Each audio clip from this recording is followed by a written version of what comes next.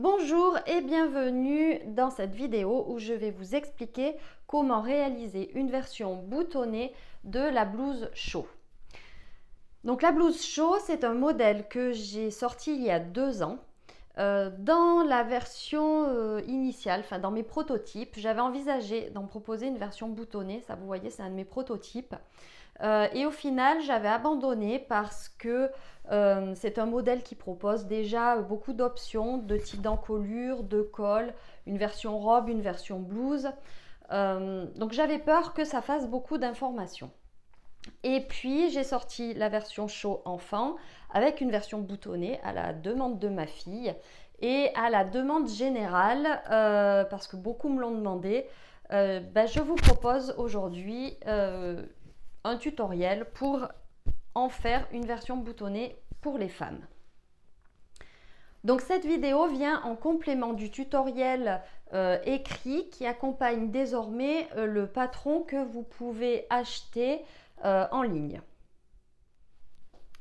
Pour réaliser cette version boutonnée, vous avez besoin donc du patron de Shaw et par rapport aux fournitures initiales pour la blouse, évidemment vous avez besoin de boutons et d'entoilage pour la patte de boutonnage.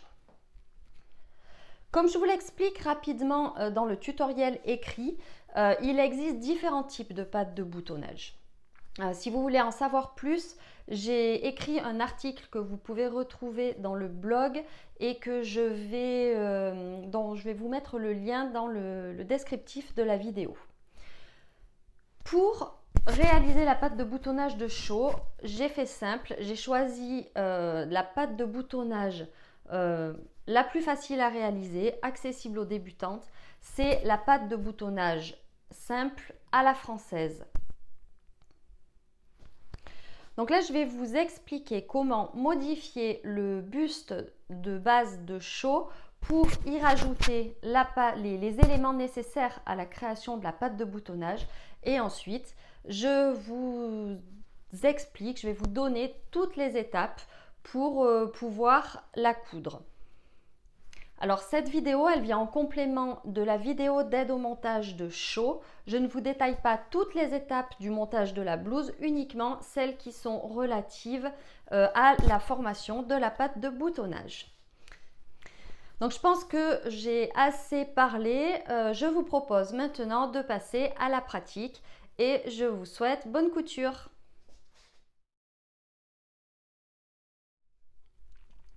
Alors, on va donc s'attaquer aux modifications du patron pour ajouter cette patte de boutonnage. Donc déjà, la première chose à se rappeler quand on effectue une modification sur un modèle, quelle que soit cette modification, c'est qu'on travaille sur le patron sans marge de couture. Donc là, en l'occurrence, sur ce patron, ce sont les traits pleins. J'ai imprimé quand même les marges de couture pour pouvoir me faciliter la tâche au moment où je vais découper mon patron, mais je vais travailler uniquement sur les traits pleins. Et c'est pour ça aussi, parce que je sais que certaines préfèrent avec marge de couture et certaines aiment pouvoir modifier leur modèle. C'est la raison pour laquelle chez Letty et Léa, vous avez le choix entre des impressions avec la marge de couture ou sans la marge de couture. Donc on va travailler sur le buste devant si on veut rajouter une patte de boutonnage devant et on va travailler sur le buste dos si on veut créer une patte de boutonnage dos. Jusque là, c'est logique. Alors le principe pour rajouter cette patte de boutonnage est le même que vous décidiez de modifier le devant ou le dos, ou que vous décidiez que ce soit pour la version robe ou pour la version blouse. Par contre, il va y avoir une différence, c'est si vous souhaitez travailler sur une version doublée ou une version non doublée. Donc là, c'est le patron que j'ai imprimé pour la version que je vais vous montrer.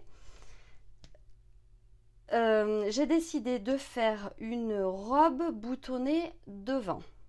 Mais là, pour l'exemple, je vais utiliser donc le devant pour illustrer la manière de rajouter la patte de boutonnage sur la version non doublée.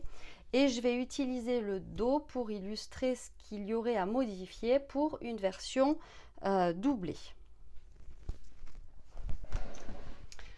On va commencer par l'exemple de la version non doublée.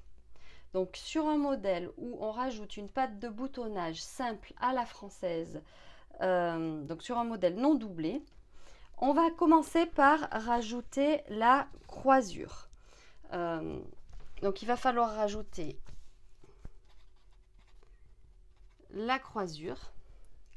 Ensuite, on va rajouter la valeur de la parmenture.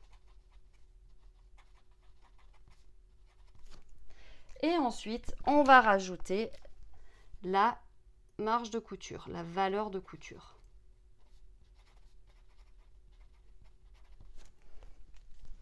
Donc là, dans l'exemple que je vais vous donner, je veux que la croisure, elle fasse 1 cm, que la parmenture, elle fasse 2 cm. Hein, la parmenture, elle a pour valeur le double de la croisure. Et je vais mettre 1 cm de marge de couture. En fait, donc là, sur la ligne de milieu devant qui était au pli et qui donc du coup ne sera plus au pli. Donc là, c'est le milieu devant, c'est l'endroit où se trouveront la ligne sur laquelle se trouveront les boutonnières et les boutons. Et ma parmenture, en fait, elle correspond à 1 cm donc de croisure, plus 2 cm de parmenture, plus 1 cm de valeur de couture, ce qui au total me fait 4 cm.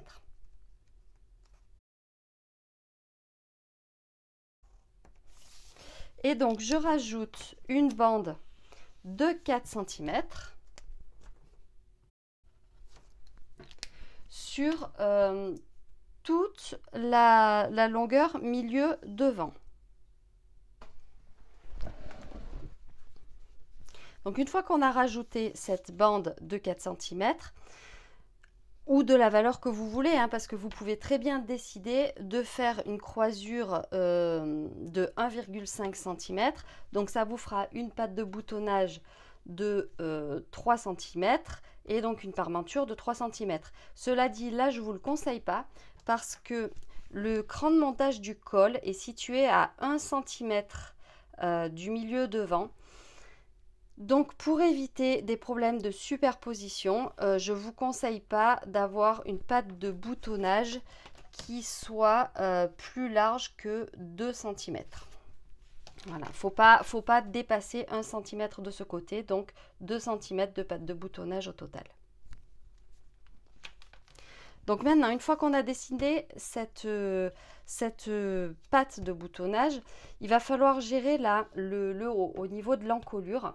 Alors là, il va falloir faire attention parce qu'il faut que la bande là, de patte de boutonnage, elle soit l'empreinte, donc en fait le symétrique de l'encolure par rapport à la ligne du milieu devant. Donc pour être sûr de ne pas faire de bêtises, je vais vous montrer une petite technique qu'on a utilisé au moment de la découpe du patron. Donc pour le moment, on laisse comme ça. À la limite, ce qu'on peut faire, c'est repérer les endroits où on va plier. Donc je repère mon 1 cm là de valeur de couture et je repère mes 2 cm de parmenture. En fait, ça, ces traits-là que je suis en train de dessiner, c'est les traits où on va plier notre tissu pour créer la patte de boutonnage. Donc voilà pour la version non doublée. Pour ce qui est de la version doublée, en fait, on va uniquement rajouter la valeur de croisure et la valeur de couture. En fait, on n'a pas besoin de rajouter de parmenture. de bande de propreté, puisqu'en fait c'est la doublure qui va jouer le rôle de propreté. Donc là, on rajoute uniquement 1 cm de croisure et 1 cm de valeur de couture. Donc là, pareil que pour l'exemple du devant, je ne vous conseille pas de mettre plus de 1 cm de croisure pour chaud. Si vous décidez de faire cet exercice sur un autre modèle et que vous n'avez pas la contrainte d'un cran de montage, là par exemple pour le col, vous pouvez très bien faire plus qu'1 cm de croisure. Mais là, dans notre cas, je vous le déconseille. Donc là, au total, ça fait 2. Et là, pareil, on va créer la forme du haut de cette bande de patte de boutonnage au moment où on va découper le patron. Donc voilà, maintenant on peut passer à la découpe du patron et à la découpe du tissu. Alors voilà, j'ai découpé mon buste robe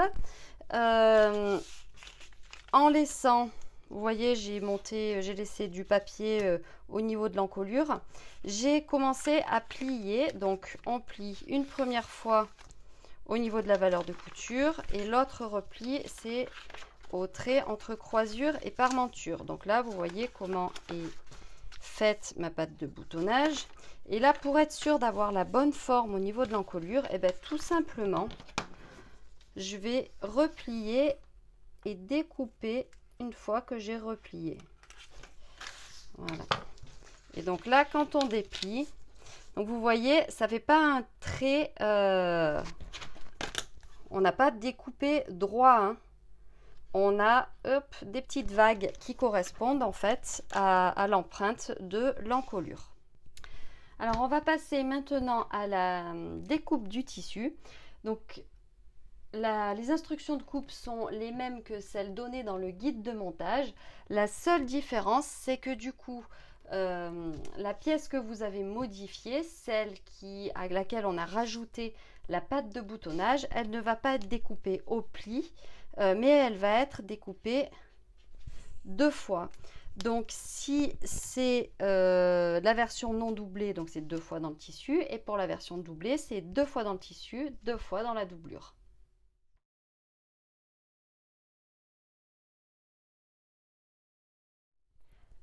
Alors, en plus d'entoiler les pièces qui sont préconisées dans le guide de montage, donc à savoir les bracelets de manche et les cols. Bon, là, en l'occurrence, je me suis occupée que des bracelets de manche puisque dans cette version-là, il n'y a pas de colle. On va entoiler au niveau de la patte de boutonnage. Donc, on ne pose pas de thermocollant sur toute la largeur de la patte de boutonnage. On ne va entoiler que la parmenture et la valeur de couture. Donc, sur la version non doublée, ça correspond à une bande d'une largeur de 3 cm. Pour la version doublée, pardon, on n'aurait entoilé que sur une largeur de 2 cm. Pour ce qui est des étapes de préparation du col, de la formation des pinces poitrine et de l'assemblage des bustes devant au buste dos par les épaules, ce sont des étapes qui sont similaires à la version blouse de show, donc que vous retrouvez dans le guide de montage ou dans la vidéo que j'ai déjà réalisée pour le montage de la blouse show.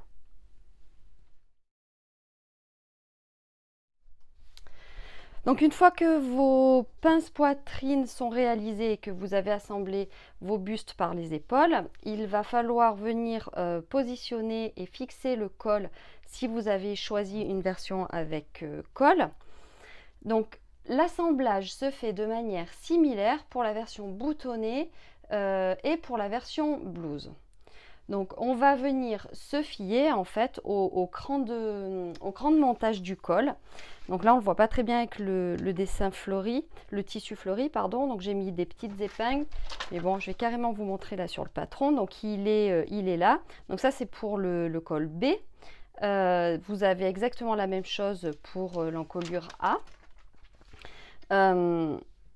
Donc ce cran, il se retrouve très éloigné du bord de votre buste, puisque au 1 cm qui sépare ce cran du milieu devant, on a rajouté la valeur de la patte de boutonnage. Donc là, en l'occurrence, 4 cm.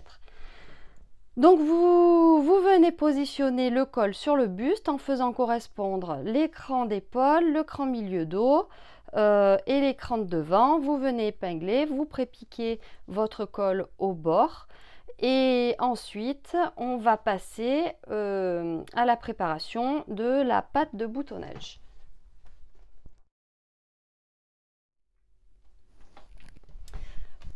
Pour ce qui est de la version doublée, quel que soit le décolleté choisi ou la version robe ou blouse, c'est le même principe. Donc là, vous allez venir placer la doublure et le tissu extérieur endroit contre endroit. Je ne le fais pas avec ce modèle-là. Pour ça, je vous remets les images que j'avais tournées pour la version show enfant. C'est exactement le même principe. Donc je place le tissu extérieur endroit vers moi et je vais venir placer la doublure endroit contre endroit. Donc le col, si vous en avez mis un, il est pris en sandwich entre les deux. Et là, pour bien la positionner, je vais faire correspondre tous les crans qu'on a. Donc on a le cran de placement du col, les coutures d'épaule, le milieu dos. Et je vais aussi veiller à bien faire correspondre au niveau des angles là pour la patte de boutonnage.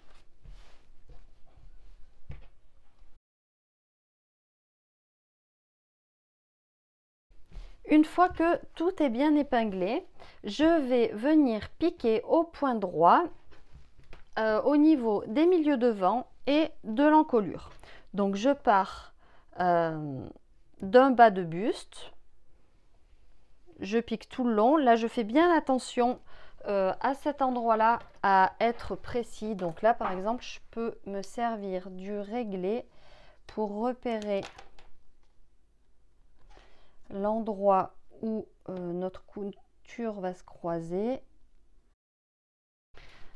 Voilà, donc là, on a le repère pour savoir à quel endroit votre ligne de couture va changer d'angle et avoir un joli angle au niveau du col. Donc je commence et je termine la couture par un point d'arrêt. Maintenant que ma couture est réalisée, je vais cranter l'arrondi de l'encolure et dégarnir la marge de couture.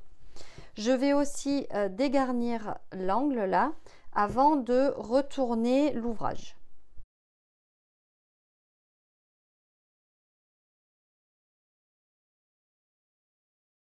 Donc là maintenant, je place le col contre le buste extérieur et je vais repasser précisément avec la couture sur la tranche, voire légèrement roulante vers l'intérieur. Maintenant que l'ouvrage est retourné et repassé, vous pouvez réaliser une piqûre nervure au niveau des milieux devant. Et vous pouvez également, au niveau du col, réaliser une surpiqûre à quelques millimètres du bord. Donc là, quand vous faites ça, vous ouvrez bien le col et vous pouvez utiliser votre pied à pli nervuré ou pour ourlet invisible qui possède un guide. Et quand vous cousez, hop, vous calez le guide dans le sillon de couture et ça vous permet de piquer à distance régulière du sillon de couture. Donc voilà, mes surpiqûres et piqûres nervures sont réalisées. Voilà ce que ça donne pour la piqûre nervure, donc sur l'endroit et sur l'envers. Donc celle-là, elle n'est pas nécessaire puisqu'après la doublure et le tissu principal seront fixés l'un à l'autre par les boutons et les boutonnières. Mais ça peut apporter une jolie finition. Et en ce qui concerne la surpiqûre au niveau de l'encolure, donc voilà, sur l'endroit et sur l'envers. Donc là par contre cette surpiqûre, son intérêt c'est qu'elle va éviter que la doublure ne ressorte, que ça ne roulotte vers l'extérieur. Et vous notez que le col n'est pas du tout pris dans cette surpiqûre, hein. Je l'ai bien ouvert quand je l'ai réalisé.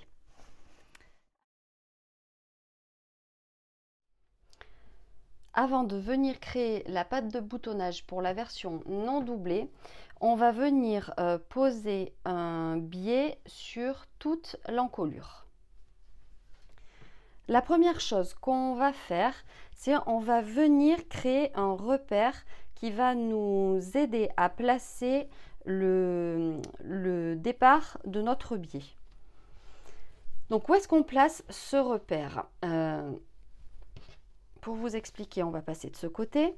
Donc je vous rappelle que là on a 1 cm de valeur de couture, 2 cm de parmenture et que pour créer notre patte de boutonnage, en fait, on replie 1 cm de valeur de couture et 1 cm de parmenture. Et en fait, notre biais va être, l'extrémité de notre biais va être posée au niveau du pli qui est créé entre la parmenture et la croisure de notre vêtement.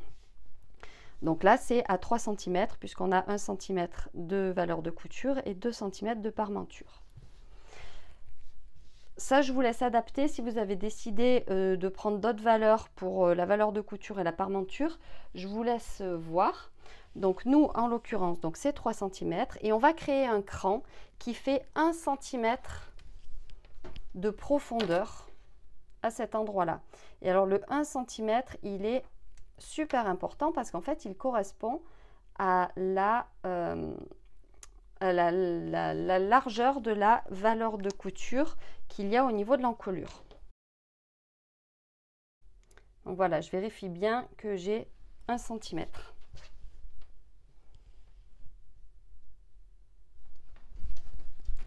Une fois que mes 2 crans sont faits, je vais venir poser mon biais comme expliqué dans le guide de montage et dans les vidéos d'aide au montage de show.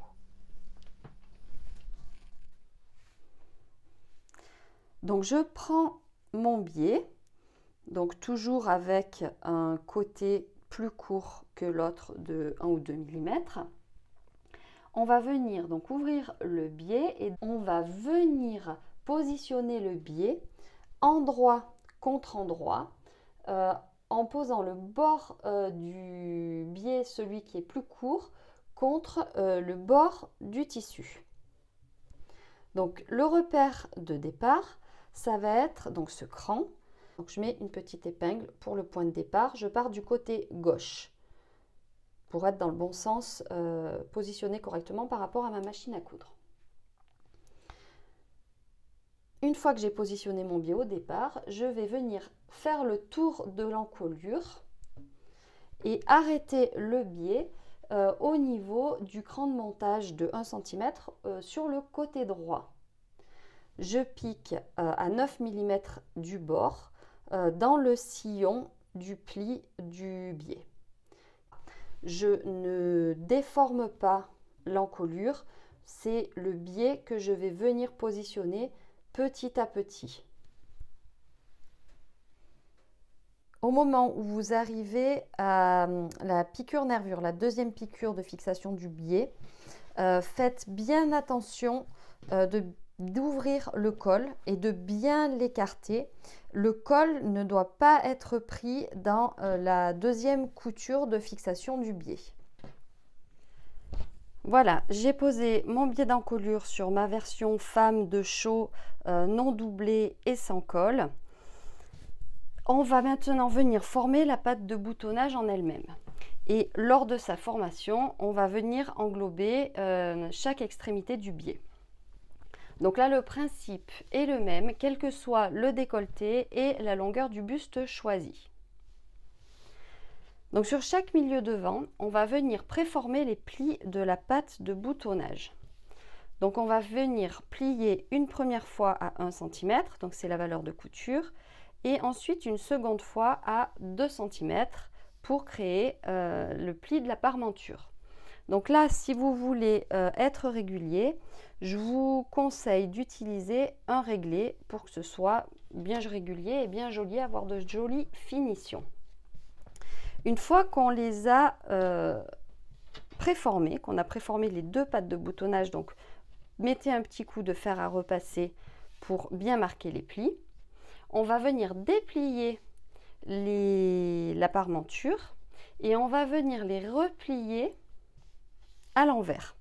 Donc on va venir replier la marge de couture endroit contre endroit sur la parmenture. On épingle.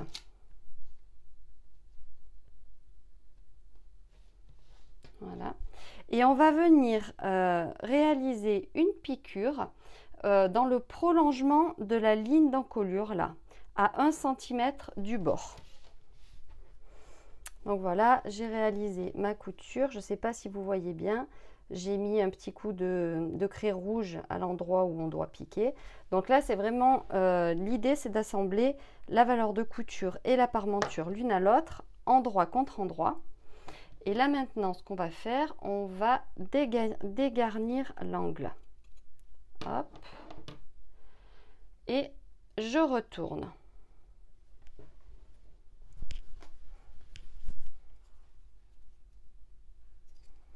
Donc voilà, mon angle est bien sorti.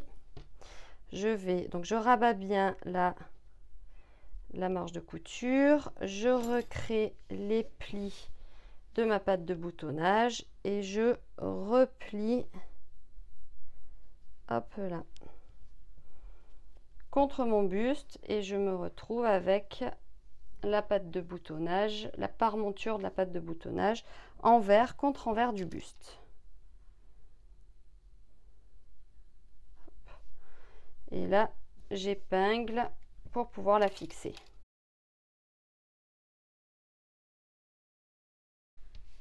Donc là, je peux écraser au fer à repasser pour que mes plis soient bien marqués. Et ce qu'on va faire, c'est maintenant, on va réaliser une piqûre nervure de chaque côté de la patte de boutonnage. Donc pour ça, vous pouvez vous servir de votre pied à ourlet invisible qui a un petit guide et qui vous permettra de réaliser des piqûres bien régulières. Donc voilà, mes surpiqûres sont réalisées, mes pattes de boutonnage sont fixées. Donc si je veux vraiment être pointilleuse, il me reste à réaliser quelques points invisibles à la main pour vraiment fixer le haut de ma patte de boutonnage. Et on peut passer à la suite.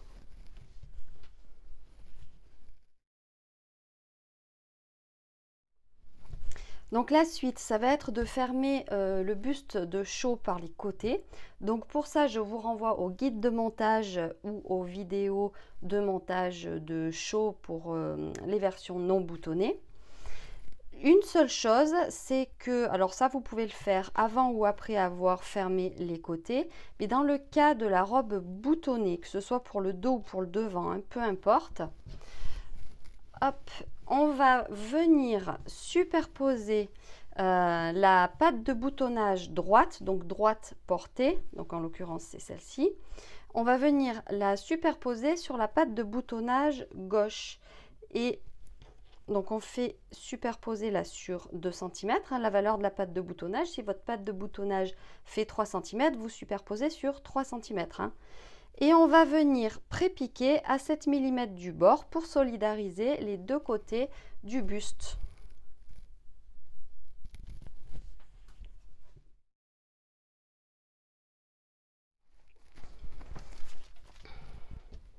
Maintenant que mes pattes de boutonnage sont réalisées et fixées, il nous reste la touche finale à apporter, c'est-à-dire réaliser les boutonnières sur le buste droit et coudre les boutons sur le buste gauche.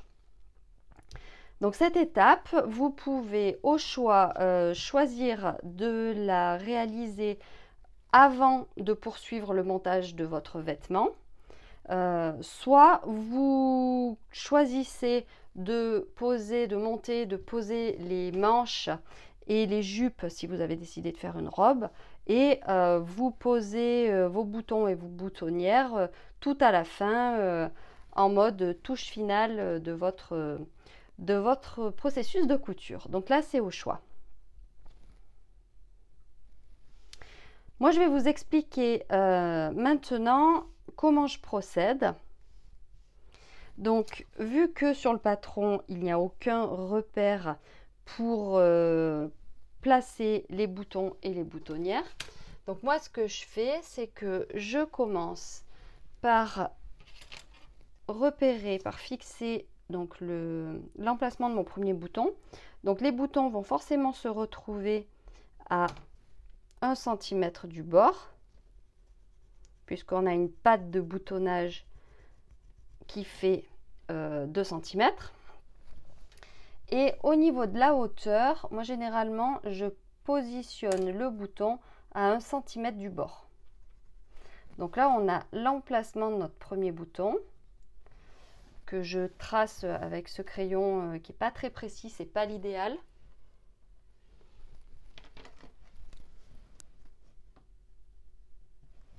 Voilà, ça c'est un petit peu mieux, même si on ne le voit pas beaucoup sur ce tissu là.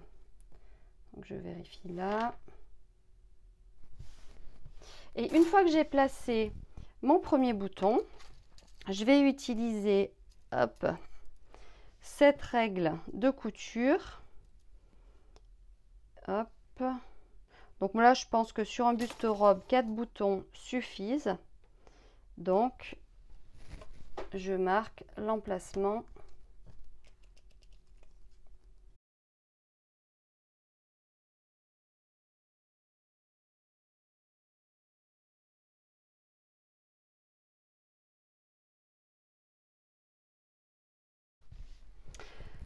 Une fois que j'ai repéré l'emplacement de mes boutons, je vais pouvoir coudre mes boutonnières et en face en dessous, je pourrai coudre mes boutons. Alors, je fais toujours un essai sur une chute des tissus pour vérifier mes réglages. Donc là, à gauche, on voit que c'est pas terrible. À droite, c'est un petit peu mieux. Et ça me permet aussi de pouvoir bien mesurer la boutonnière pour pouvoir la placer correctement sur ma patte de boutonnage. Une fois que mes boutonnières sont réalisées, donc on va maintenant venir les ouvrir. Donc moi j'utilise ce petit outil où en fait je le place au centre de la boutonnière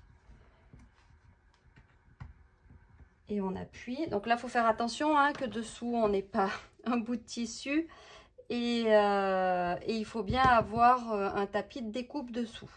Vous pouvez aussi utiliser le découpe-vite. Dans ce cas-là, faites attention de ne pas couper les fils sur le côté, enfin de ne pas ripper et de couper les fils d'extrémité de votre boutonnière. La petite technique, c'est de mettre une épingle pour bloquer au cas où on rippe. Après, pour ouvrir les boutonnières, vous pouvez aussi tout simplement utiliser des petits ciseaux.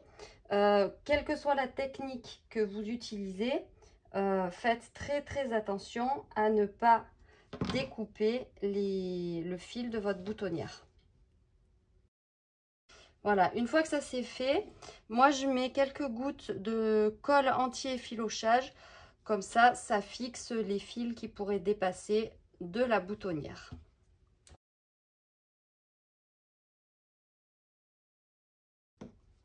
Donc voilà, une fois que ça c'est fait, on laisse sécher et il reste à coudre les boutons en face de chacune des boutonnières. Pour ce qui est de la préparation et de l'assemblage des manches, qu'elles soient courtes ou longues, de la préparation et de l'assemblage de la jupe si vous avez choisi la version robe, ainsi que pour tout ce qui est finition, donc l'ourlage et l'épluchage de votre ouvrage. Je vous renvoie à la vidéo d'adomontage de la blouse chaud dont je vous ai déjà donné le lien précédemment. J'espère que les explications que je vous ai données pour créer votre version boutonnée de chaud auront été suffisamment claires et qu'elles vous auront été utiles. N'hésitez pas à me laisser des commentaires, qu'ils soient positifs ou négatifs, un petit pouce si vous avez aimé. Et je vous souhaite bonne couture et je vous dis à bientôt chez Letty et Léa.